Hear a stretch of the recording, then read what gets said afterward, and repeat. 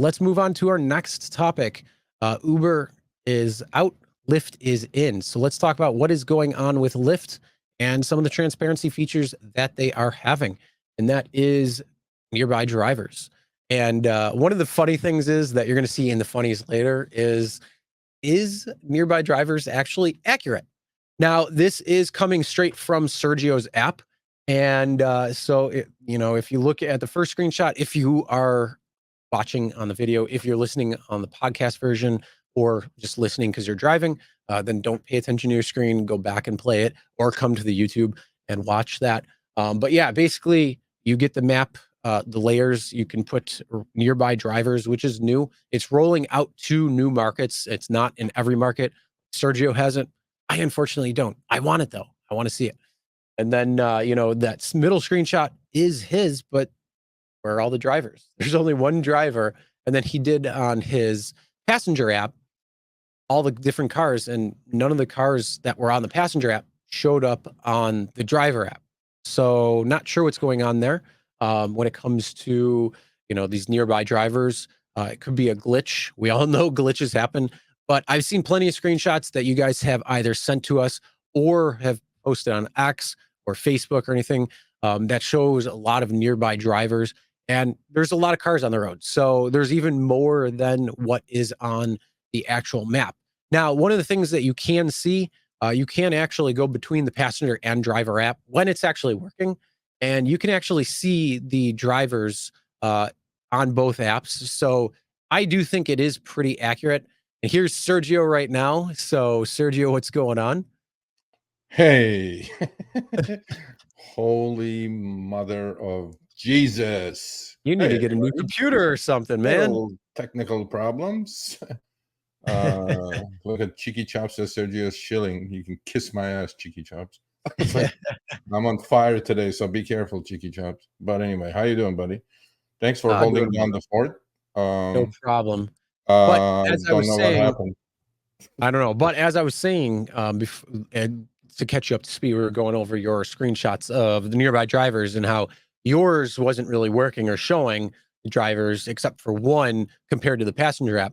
Although there are many screenshots that show, both the nearby drivers with a lot of cars, more than the 5 or 8 that you normally see on the Lyft platform when it comes to the passenger app. So I think it is, for the most part, pretty accurate, and then shows even more drivers when it comes to it. But we'll talk later on why I think it might not be accurate. Yeah. But again, that's more on the funnies.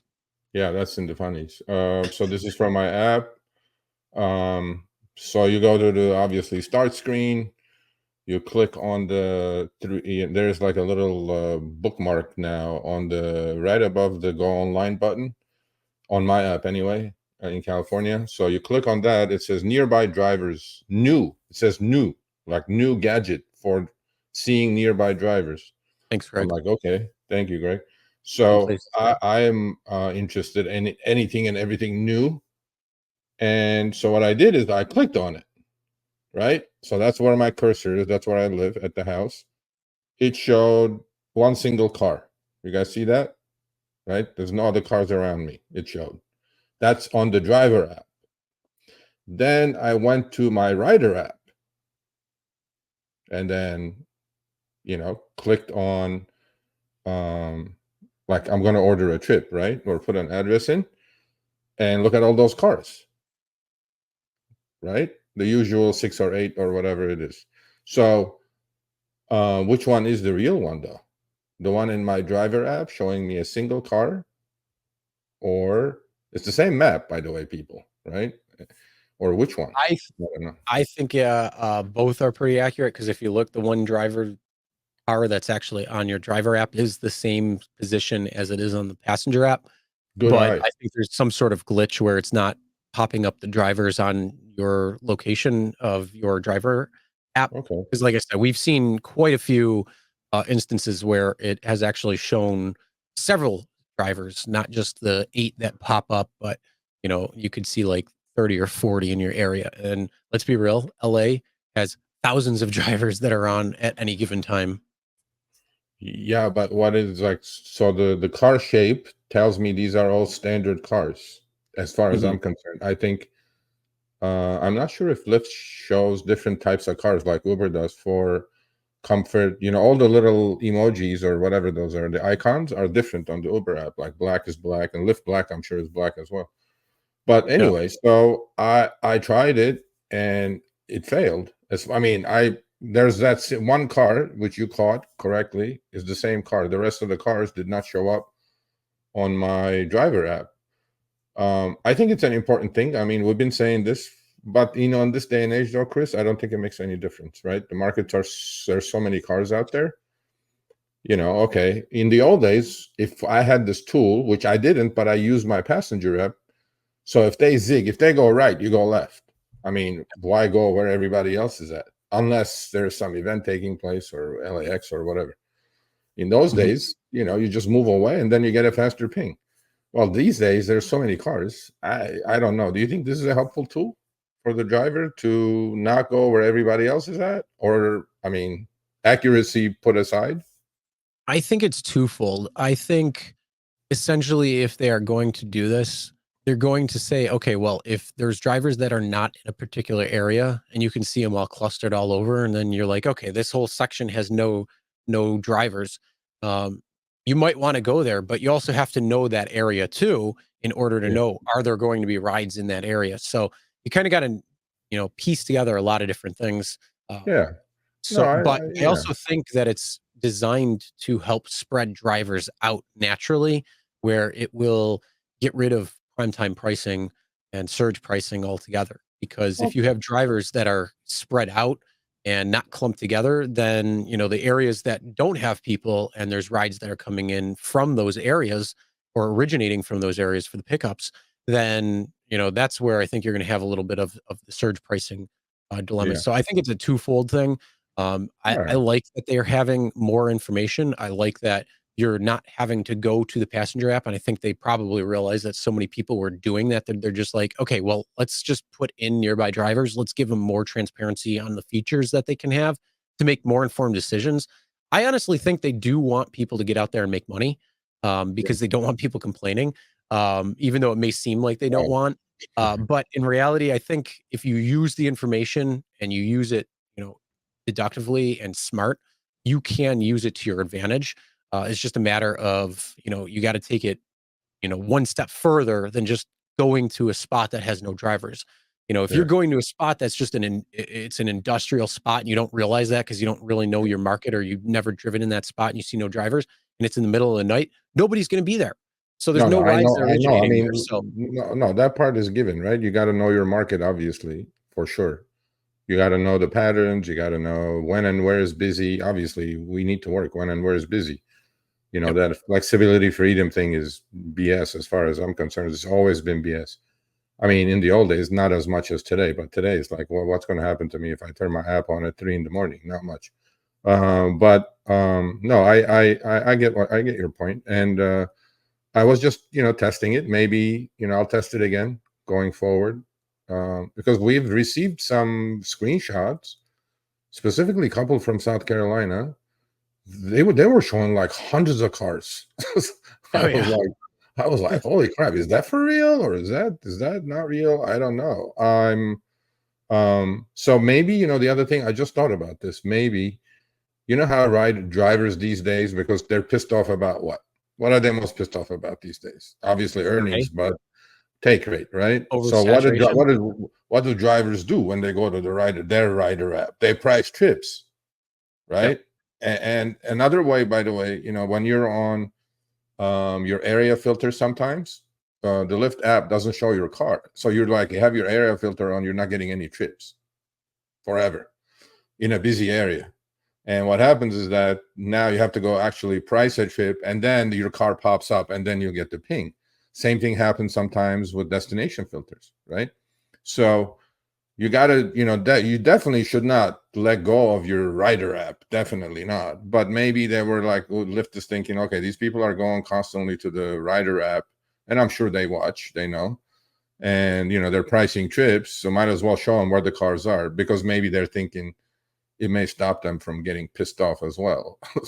But Yeah. no, I will Well, never let also go of my rider also app. the other thing too, the is the app on the passenger side is designed to realize what rides are coming in. So when somebody opens up their app and then they start typing in a location, that will signal to the app saying, hey, there's a ride that's about to come in or possibly come in. So we need to make sure there's drivers available for this particular ride.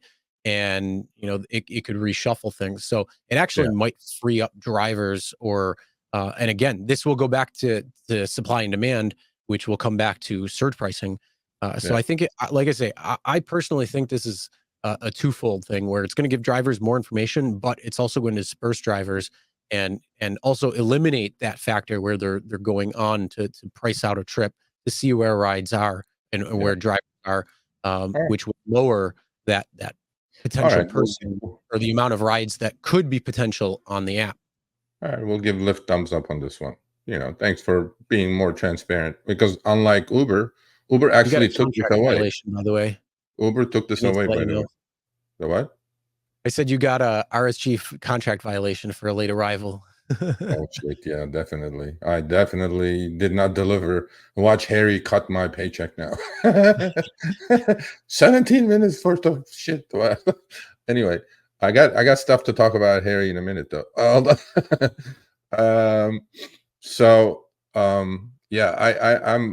with all the transparency things that they're doing or they're trying to do, showing the dollars per mile, showing the dollars per active hour on the app on the ping screen, leaving the trip on the screen all the way to the end. Lyft is kind of taking lead in a lot of these things. Uber actually is going away. On Uber, by the way, when I used to turn my passenger app on, it would automatically show the 8 cars around me, right? Now it won't. Now I have to put an address in, check it out, and then it pops a tiny little window which I have to zoom in to see all the cars around me. So they made it a little bit more difficult. So yeah, Uber is going. Which doesn't make any sense because again, it's based on what a passenger or potential passenger is actually doing. So if they're looking to price a trip, again, that's signaling to the app that, hey, there's a ride that could be coming in, so we need to adjust. There could be more demand. You get 1,000 drivers doing that, you're getting 1,000 fake rides that are happening, which could actually skew the system. It could help drivers. I mean, it could, because you're saying, hey, there's 1,000 rides that are coming in, and there's only 1,000 active drivers at the time. So maybe what we got to do is we got to increase surge in the area. And then it's not a real ride because all you're doing is you're trying to go in and see where the cars are at. So, I mean, it's a catch-22 on both sides, because if you're going on to price that trip, that's going to signal that there's more demand coming and they have to price trips accordingly, which means surge pricing will kick in. And that's just a possibility right there. Yeah, I agree. So we'll see how it goes. What else? What else we got? I mean, it's when it comes to these types of things, when it comes to like nearby drivers or what's going on to plan your market, another great tool is on the Solo app, that the airport and events feature, which is nice because you can just open up the app. You don't have to open up Uber or Lyft. You can just open up the Solo app and check what's going on in the area to kind of pre-position yourself too. So that's another good feature. And again, anytime you have more information, it's just going to make you more informed, and you're going to be able to plan and position yourself in the best position so you know where to go. So if you don't have the Solo app, try downloading it, give it a try, check it out, because it does have a lot of great useful information on it. Yes, it does. I have it. Plus, it has the guarantee. If you Some don't markets, make it, not all. Yeah, not all, but I mean, look, especially if you're doing deliveries, the market's not that healthy these days. So, I mean, look, it's a good overall app. It helps you with a lot of things. Please check it out. Link is in the show notes. All right, thanks for watching. That short little clip was from our live stream, Show Me the Money Club with Sergio and myself, Tuesdays, 6 p.m. Eastern, 3 p.m. Pacific. Make sure you subscribe, turn on all notifications so you get notified when we go live, as well as all of our awesome content. Make sure to check out this video right here, which will take you to the entire live stream, or check out this video right there. All right, drive smart, everyone.